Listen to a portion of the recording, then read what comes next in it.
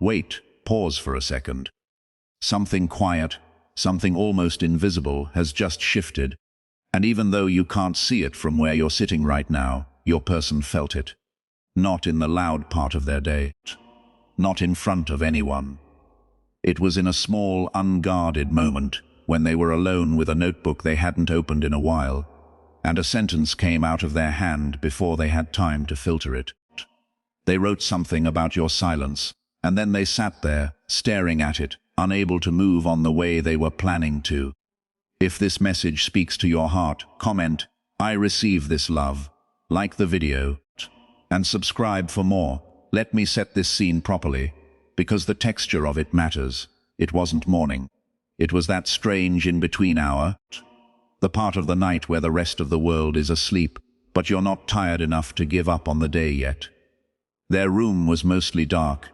There was one lamp on, the warm kind, the one that makes everything in the room look a little softer than it really is. Their phone was face down on the desk. A half-finished cup of something, coffee gone cold, maybe tea, sitting near their elbow. And the journal in front of them was one they had abandoned for a while. They had picked it up almost without thinking, the way people sometimes pick up old habits when something inside them is asking for a place to land. They didn't sit down to write about you. That's important. They sat down with vague intentions. Maybe planning the week ahead, maybe trying to clear their head, maybe just because the silence in the room was getting too loud, and writing was the only thing they could think of to do with their hands. They opened the notebook, found a blank page, and held the pen above it for a moment longer than usual. And then the sentence came out. It was about you. It was about your silence, about the way you've gone quiet lately, about the absence of you in their inbox, in their notifications, in the ordinary corners of their day where you used to live without either of you ever discussing it. They wrote it in plain language, no metaphors, no drama, just a simple line, the kind that's almost embarrassing in how honest it is when you read it back. Stay with this, because there's a deeper emotional layer here that's going to unfold slowly. The thing about journaling, the thing nobody really warns you about, is that when you write something down, you can't pretend you didn't think it.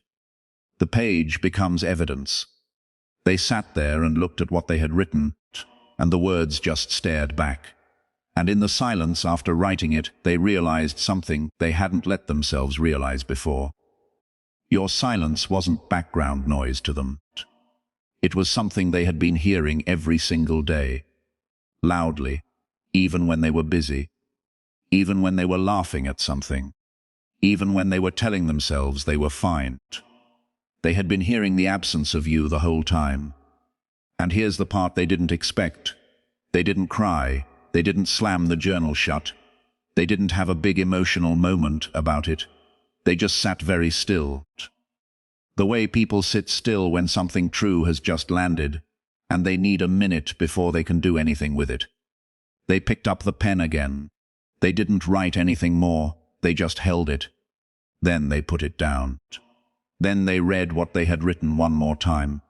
Then they closed the journal slowly, like they were closing a door they weren't sure they wanted closed. But the sentence didn't go away. That's the thing about written truth. Once it's on paper, it's on paper. They tried to walk away from the desk. They tried to scroll their phone. They tried to put on a show in the background. None of it worked. Because in the back of their mind, that one sentence was still sitting open, waiting for them to come back to it. This is where understanding slowly begins. You have to understand something about your person right now. They've been telling themselves a particular story about your silence. The story varies depending on the day. Sometimes the story is that you've moved on. Sometimes the story is that you were never as invested as they thought. Sometimes the story is that they did something wrong and you pulled away because of it. And sometimes the story is the most painful one of all, that the silence is permanent, that this is just how it ends. Quietly, without ceremony, without a final conversation. But the sentence they wrote tonight didn't fit any of those stories. The sentence they wrote was an admission. A small, private admission that they have not been okay with your silence, that they have been carrying it, that every day you don't reach out, something inside them adjusts a little, and not in a way that feels like healing, in a way that feels like loss being slowly accepted by a person who hasn't fully decided to accept it yet. And once they wrote that down, they couldn't pretend anymore, not to themselves. What happens next isn't loud, but it changes everything. They got up from the desk, they walked across the room, they came back. They opened the journal again, they read it again, they closed it, they opened it again. This is what people do when they're trying to outrun a feeling that's already caught up with them. They moved around the room without really moving anywhere. They picked up their phone. They put it back down. They thought about texting someone, not you, someone else, anyone, just to have someone in the room with them. But they didn't, because they knew that whoever they texted, they wouldn't actually be talking about what was on their mind. They'd be talking around it, and around it wasn't going to work tonight. Something about this moment felt different for them, because for the first time in a while, they couldn't distract their way out of it. Distraction has a limit. You can scroll for an hour, 2 hours, 3. Eventually the scrolling itself becomes the thing reminding you that you're avoiding something. They had hit that wall. The phone wasn't helping. The room wasn't helping. The cold cup of whatever it was wasn't helping. The journal had cracked something open, and now there was nothing to do but sit with the crack. So they sat on the edge of their bed, or on the floor, or back at the desk. It doesn't really matter. What matters is that they sat with themselves, finally, honestly, without performance.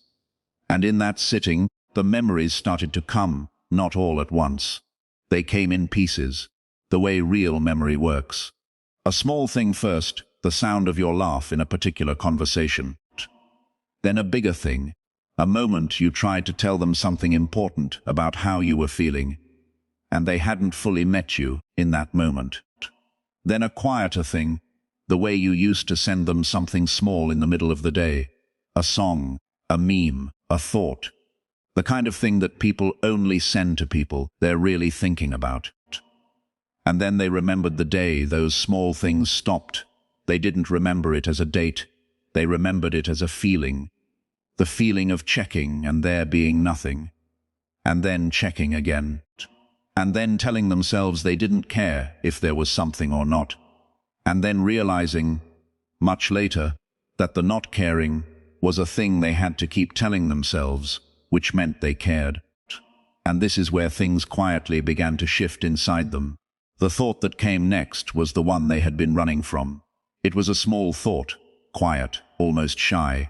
It said, maybe their silence is mine to answer. They had been treating your silence like a verdict, something passed down, final, not theirs to question. But sitting there tonight, with their own handwriting in front of them, they were starting to wonder if it was less of a verdict and more of a waiting. A waiting for them. A waiting for them to do something they hadn't done yet. If this resonates, let it settle in you. You don't need to do anything with it. Just let it be true for a moment. There's a particular kind of guilt that has no drama to it. It's not the loud, visible kind. It's the kind you only feel when you're alone, when no one's there to validate it, when no one's there to argue with you about whether you deserve to feel it or not. Just you and the truth.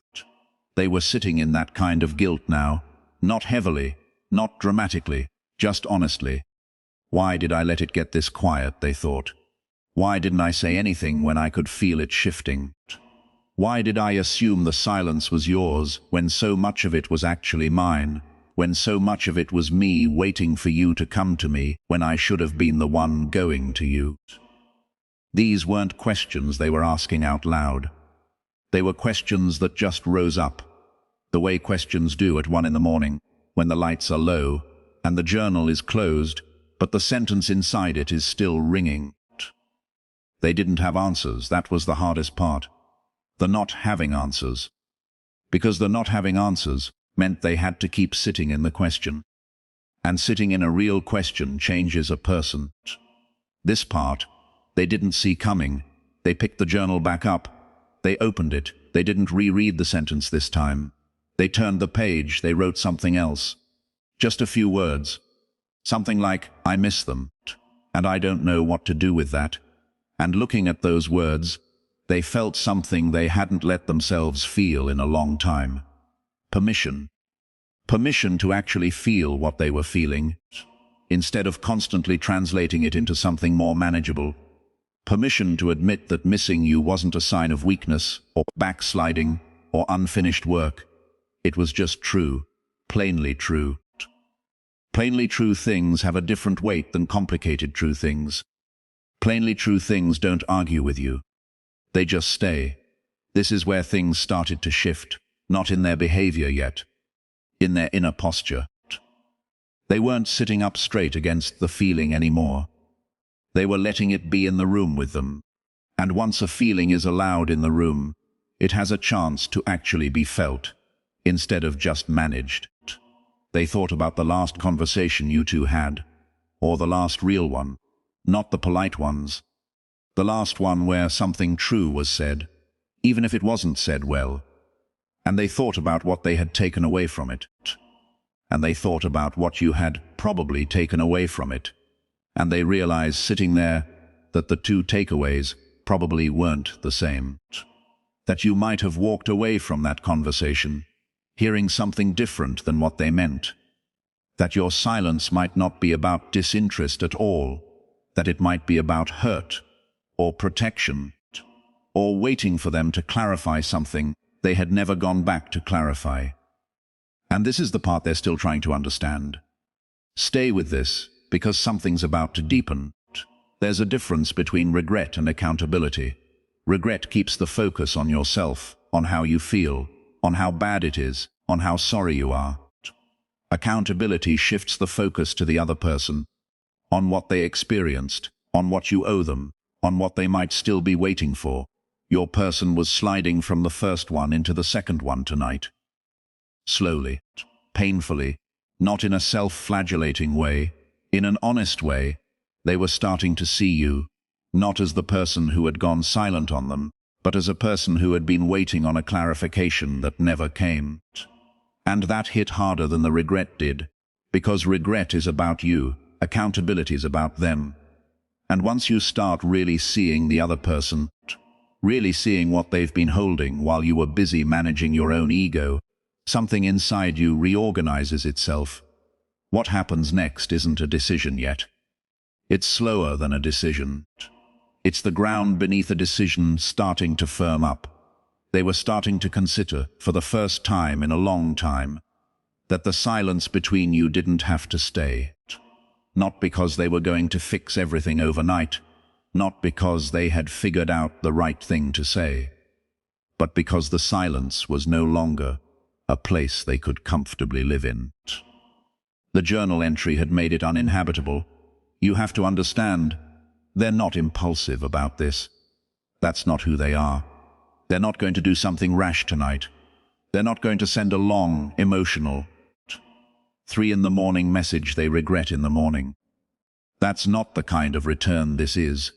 The return that's beginning is slower than that. It's more careful. It's the kind of return that builds itself in private for a while before it shows up in public. But it has begun. This is the part most people miss about the way real shifts happen. The visible part, the message, the call, the showing up, that's the last step. The first step is internal, and it usually happens alone in a small moment with no one watching. Tonight was that first step for them. The first time they wrote down, in their own handwriting, that your silence had been affecting them. That's not nothing. That's everything. Everything else that follows will be built on the foundation of this one quiet admission. If you've felt this shift too, on your side you already understand what I'm describing. A song came to mind for them around this time, not playing in the room, just in their head. A song you two had once shared. Or a song that reminded them of you for a reason they couldn't fully articulate. They didn't put it on, they didn't need to. The melody was already running quietly under their thoughts, and it brought with it a memory, a specific one, the kind that doesn't have any narrative significance to anyone else, but means everything to the person remembering it. A small thing you said, a particular look on your face during a particular conversation, the way the light hit at a certain angle, the kind of detail that's only saved by people who were paying attention. They had been paying attention, more than they let on, more than they let you see, more than they had been admitting to themselves. And this is the part they had been avoiding the longest. The realization that they had been more invested than they had been showing. Sometimes people go quiet on the people they actually care about most, because caring out loud feels too exposed. They had done that with you. They had made themselves smaller in your presence. Not because they didn't feel something, but because they felt too much and didn't know how to carry it. And then, when you went quiet in response to their quiet, they had told themselves that the quietness must have been mutual. When really, the quietness on your side was probably just a response to theirs. That's a lot to sit with. They were sitting with it. This is where the soft sense of timing comes in. There's something in the air around moments like this, moments when a person privately admits something they've been hiding from themselves. That feels almost orchestrated, as if the night chose this moment for them, as if the journal was waiting in the drawer for the right hour. I don't want to over-spiritualize it, because that's not what this needs. But there's a quiet line in Proverbs that comes to mind here, the one that says, "The heart of a man plans his way, but the Lord directs his steps." It feels right for tonight, because they hadn't planned this. They hadn't planned to sit down and write the truest thing they've thought in months. It just happened. Or it was directed, depending on how you see things. And whatever you call it, the shift is real. By the time they finally turned out the lamp and went to bed, they were a slightly different person than the one who had sat down at the desk earlier. Not transformed, not enlightened, just slightly different. The way real change actually looks, subtle, internal. The kind of change that doesn't announce itself and doesn't need to. They didn't message you that night. They probably won't message you tomorrow either. The shape of what comes next is still forming on their side. But the silence between you isn't the same silence it was yesterday. It's been written about now. It's been seen. It's been felt by the person who was contributing to it. And things that are seen, really seen, can't go back to being invisible. You don't need to do anything with this on your side. That's important. You don't need to wait. You don't need to chase. You don't need to perform anything different than who you are. The work being done right now is being done in their corner of the world, in their handwriting, in their late-night thinking. Your part is just to keep being the person worth missing, and you already are. You don't have to try at it. Somewhere in the next stretch of days, something is going to come through. It might not look like what you expect. It might be small. It might be a message that's shorter than it should be, because they're still working up to saying the bigger thing. It might be a moment, a coincidence, an unexpected reach. I'm not going to predict the exact shape, because that would be dishonest. But the direction has shifted, and direction is harder to undo than people think. You've been carrying their silence on your side too. I know that. You've been wondering what it meant, whether it was final, whether you were wrong to hope. Tonight, on their side in a notebook you'll probably never read, your silence was finally taken seriously. By them, about themselves. And that's a kind of being seen that doesn't require you to be in the room. Let yourself rest in that, even just a little. What you've been quietly hoping for hasn't been ignored. It's been processed in a place you weren't allowed to see, by a person who needed the privacy to feel it without being watched.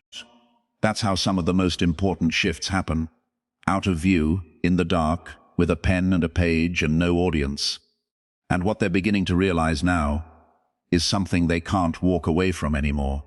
Not this time.